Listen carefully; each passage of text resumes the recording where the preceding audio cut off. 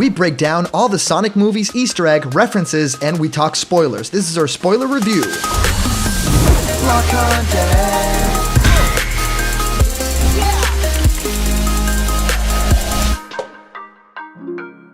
What's happening, my Block buddies, and welcome to a brand new episode of Blocked Content. We're doing the Sonic movie review, but this time it's the spoiler review. So we're going to be talking about all that post-credits goodness, everything that happens in the movie, all the Easter eggs and references to older Sonic games and Sonic lore. We're going to talk about all of it. I paid very good attention. I'm seeing the movie again in about an hour, so there's a lot more to talk about then. But for now, I'm going to detail everything that happens. So if you don't want to know the spoilers, the secrets of the movie, watch this if you've seen the movie already, because you really want to go into this movie blind and don't see this at all. Maybe watch my first review to see if you would like it, and then come back here for the spoiler goodness. So we're going to be talking about all of it right now, so the spoiler warning has gone up now.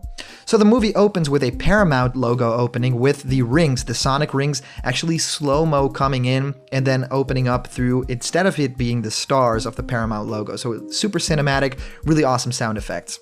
The score really did have a very epic feel to it. It has some Sonic references, but not anywhere in melody or something like that, more in vibe and feeling. So the movie starts with a flash forward. Yes, we're actually going all the way up to the end of the movie at the beginning. Sonic is fighting Robotnik in the San Francisco streets. It looks super cool. Robotnik's vehicle is actually really fast, so Jim Carrey is like laughing and very angry, and it's fast enough to keep up with Sonic through the streets. We just see these red and blue blurs, and at first I was like, Knuckles and Sonic, they're opening with this? But it was of course Eggman's vehicle, so that looks really cool. And then there's a big explosion. Sonic's running with his hands behind him, as he does in the recent games, and freeze frame. And then we hear Ben Schwartz as Sonic actually saying something like, might be going too fast? Well, I'll explain how we got here, And then the movie actually rewinds all the way back, so you see all the scenes very quickly, and then it opens up. Probably done because the next part of the movie is all CG, and they really wanted to at least show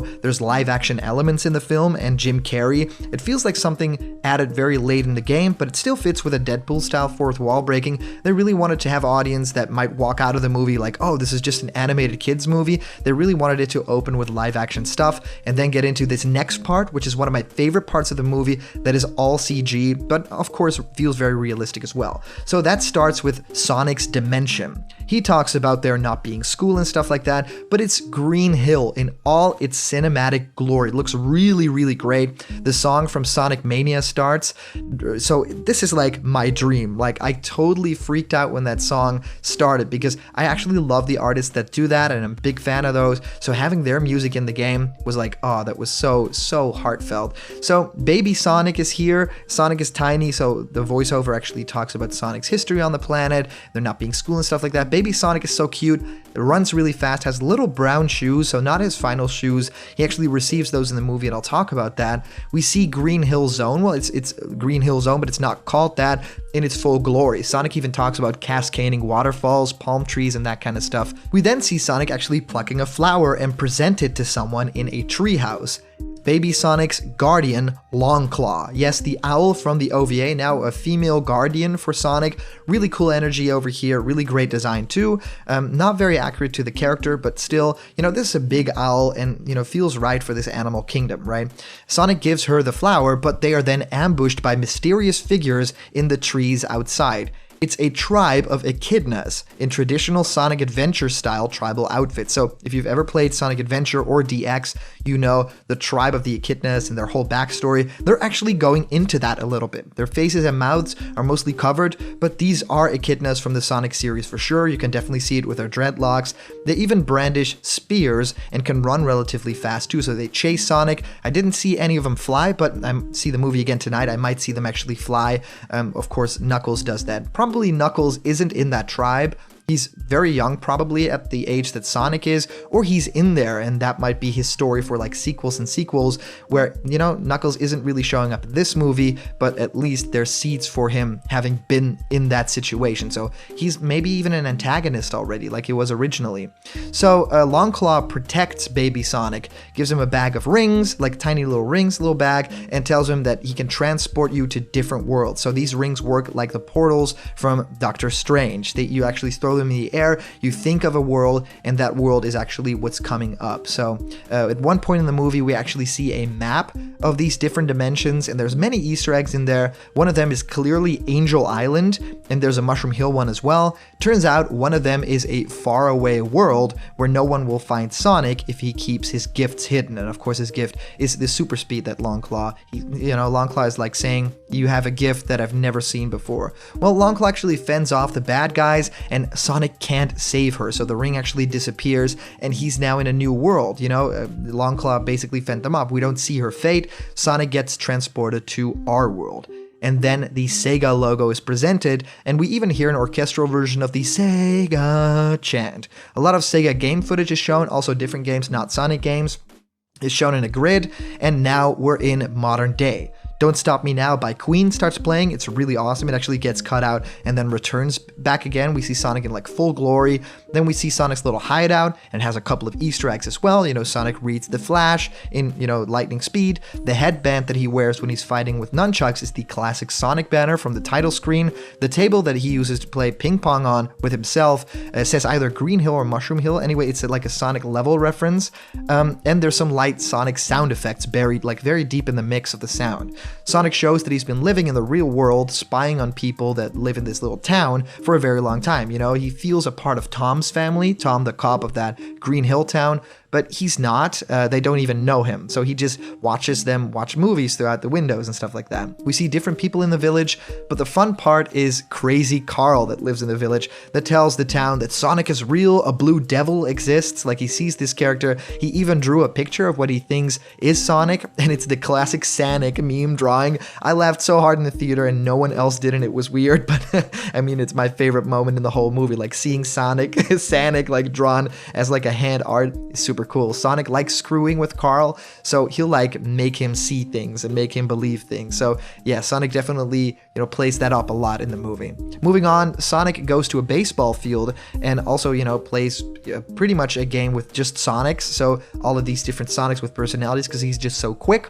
He gets very happy. He actually wins in that, very much pretend game of baseball, but no one's there to high five him, just like in the movies, but there's no one there for him to actually celebrate it with. He gets very sad and he runs very fast in his depression, and that causes a power outage the world over. Robotnik gets brought in by the government to fix this power outage. The government guys make up different countries and supposedly back Robotnik. We need to bring in this guy, even though he's like a wild card. He fixed the issue in Gabananistan, a country that doesn't exist, even though he clearly makes things up. So why would they back this guy if he makes stuff up about him? I don't know. Well, Jim Carrey is great, but no big Eggman Easter eggs in his performance or, in the background or with his vehicles, other than his robots being egg-shaped. They search for Sonic, so Sonic goes into hiding. He packs his bag of rings, and he has to get away. And of course, Longclaw told him, if there's ever any danger, use this ring and go to this mushroom planet, right? Or the mushroom dimension. And that's actually not really explained. It's clearly Mushroom Hill, and always felt kind of weird and unexplained in the movie, even for fans that should supposedly know exactly what it is. It's not really explained. There's no one living there, which is also strange because we know that that's not really the case in the games. So yeah, it's just weird mushroom planet, and Sonic has to go there to live a quiet life if something gets, bad. It gets interrupted, and Sonic actually runs. Sonic runs into Tom, which had the epic reaction from the trailer, of course. The meow is still in the movie. And Sonic actually, by accident, drops one of his rings, which opens up a portal, and then he gets shot by a tranquilizer dart by Tom, and actually drops his bag of rings in that ring dimension. And yeah, it's a really weird thing. He drops his bag of rings on top of a building in San Francisco, and it's explained that because Tom's shirt says San Francisco, because he's promoted in his officer duties and he actually is going there as a promotion, Sonic says that out loud, San Francisco, when he's going out, when he has being tranked. And that's why the ring chooses to show that location. So it's a little bit super mega contrived, and that's a part of the movie that probably could have been a little bit tighter in the writing department. Well, they of course need to go to San Francisco to get the bag of rings. He runs into Tom's family, and the road trip stuff starts. Tom and Sonic run away, but the chase scene on the road starts. So Eggman actually, using his drones to kind of defeat the car that Sonic and Tom are riding in. That doesn't work. Sonic still has his torn up sneakers here, here, so he doesn't wear the the awesome classic Sonic shoes in this movie. Up until this point, he wears like very beaten down sneakers that are very clearly ill-fitting for Sonic. The trailers all kind of hit this and changed it into CG. An action scene happens. Sonic beats Robotnik for now. He even does like the big the roll move that he can do, the big charge move, and he and Tom now go on a road trip together. The "I'm cold, I'm wet, there's a fish on my head" is a reference to a Jim Carrey performance that Ben Schwartz really liked. They go to a Western-style cowboy bar. Not too many Sonic references over here. You would think that there was like some Sonic Mania stuff because of that world there, but there really isn't in the background. If anything, it's more of a Quicksilver in X-Men kind of reference, but Sonic uses some classic Sonic jump and hit moves from the games when he's fighting some drunk guys in that bar. Well, then after they stay at a hotel, Sonic has to do a lot of fun things very quickly from his bucket list that he's actually making, because he got that idea from Tom, because he's only got one more day in this dimension, because they're going to San Francisco, and then he's going to the Mushroom Planet because he's been found out, right? He needs to hide, but he has to do a lot of fun stuff. So when he does a lot of fun stuff in that hotel room, there's one little Easter egg where Sonic actually does the teeter animation, where he almost falls off a ledge. He does that too, and a lot of other cool stuff. We sometimes cut back to Robotnik getting increasingly more evil in his little truck that's like a big evil hideout. There's even a dance sequence. The song is an older track, Evil Grows, and it was Jim Carrey's suggestion to have it in the movie and be some sort of like transformational thing. We see an almost Joker-like transformation into Eggman the more crazy Robotnik becomes because of Sonic's power. He uses Sonic's quill that he found to modify his own tech to also be powered up and faster like Sonic is.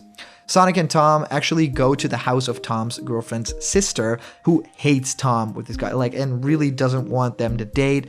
And Sonic is hidden here in an ET-like blanket, which is cute, but he gets, he gets out of that blanket, and Tom's girlfriend's sister actually passes out. The sister's daughter actually loves Sonic and gives him shoes. It's not explained how she got these shoes, and, a post-credit scene makes this a bit weirder, but at least Sonic's got his classic shoes now. People actually applauded in the theater, but I want to know a little bit more about why do you have these shoes that fit a big hedgehog, and why are they the classic Sonic thing? So Sonic flosses in the movie 2 times. I'll talk about that a little bit more. They prepare for one more road trip to San Francisco, and actually very quickly arrive there. There's not really, a big road trip happening, on a rooftop, and they say their teary goodbye. Sonic and Tom at one point in the movie get a little bit angry with each other because, Tom wants to go away from Green Hill to actually be, save more people, mean more to people as an officer than just doing small town things. And Sonic, is like, well, if you have a place where people love you, then, you should never leave. So it felt kind of contrived to have them have the, the third act breakup kind of thing that always happens. But, it was still okay.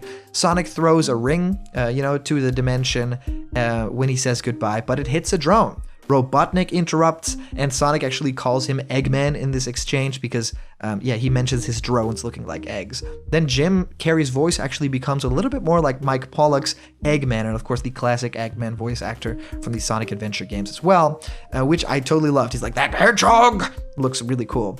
Sonic throws Tom and Maddie off a building, letting a ring catch them safely in the air, so that's his tactic. Sonic versus Eggman fight scene through the city starts, so the one we saw at the beginning. Then they even race through different places on Earth using those rings, so Sonic really wants to get rid of Eggman, but he just can't. They go through the Chinese Wall, the pyramids in Egypt, all sorts of references to similar places in Sonic games, like Sonic Unleashes Oriental level and Sonic Adventure 2 Battles Pyramid level. Well, they arrive back in Green Hills of all places, but it's nighttime there now, and Sonic is actually beaten by Eggman's drones, and his rings literally fall out of him, because he has the bag of rings, which is a very cool reference, and I actually love that. Well, all the townsfolk show up, even Carl, and he actually brandishes a chainsaw here, and he's like, "You see, the Blue Devil is real." So everyone laughs.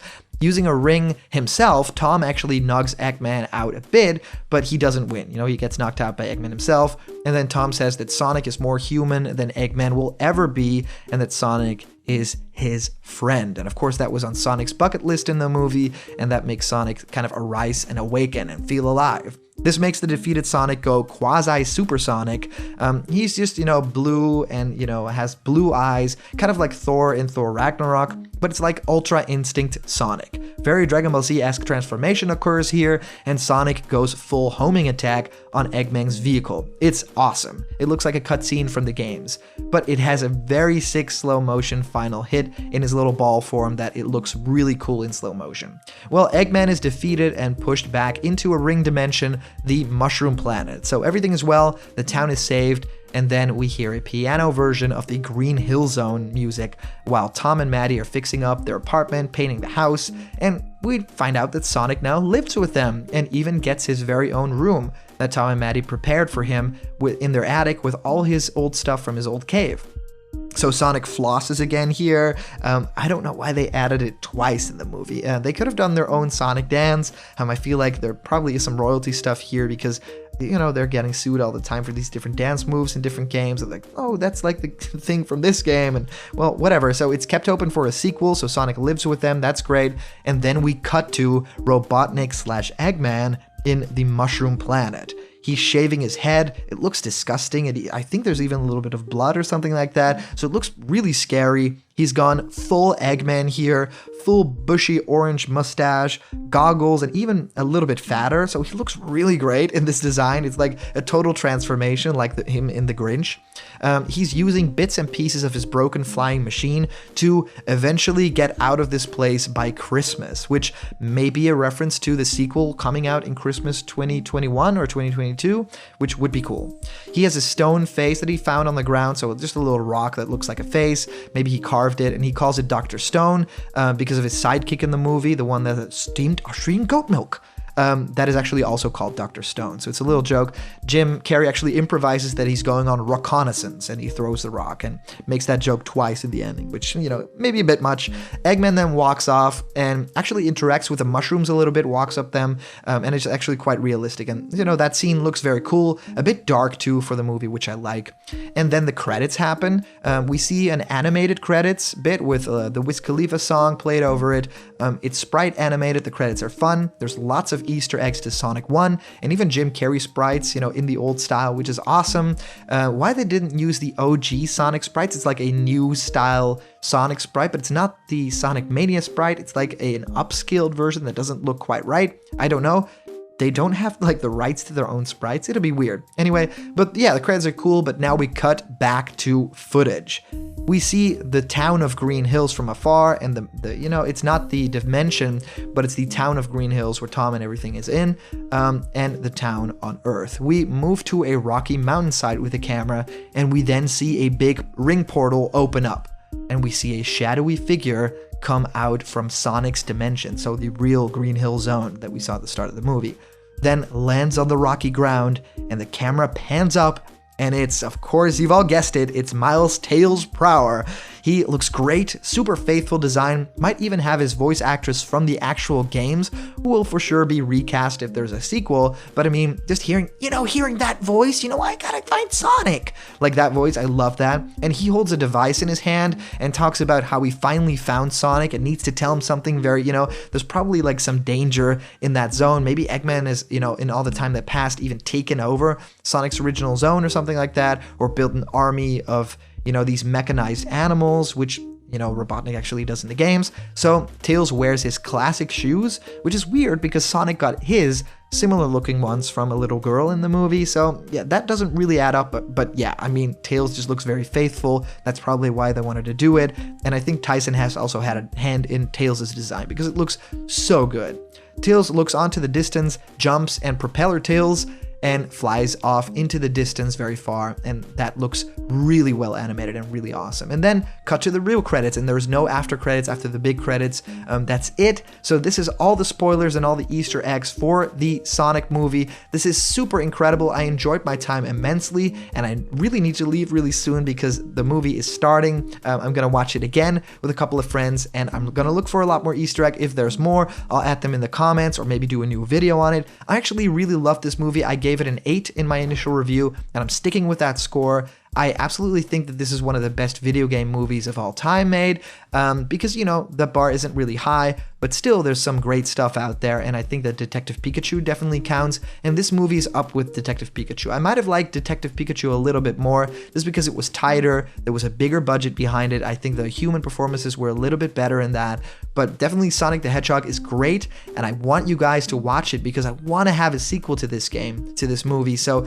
please, everyone, go watch the Sonic the Hedgehog movie when it comes out now, because we all want that sequel. We all want to find out what's next. And thank you so much for watching my spoiler-filled review. I hope you guys are enjoying the movie as much as I am. And remember, if you're not yet a member of the Blocked Content family yet, well, you can have more reviews. Hit the subscribe button right now, smash that like button, and ring the bell for notifications. And all the news and fun that you care about will be delivered on the daily to you. Thank you guys so much for watching, and I'll see you around the corner where there's always more Blocked Content. See ya!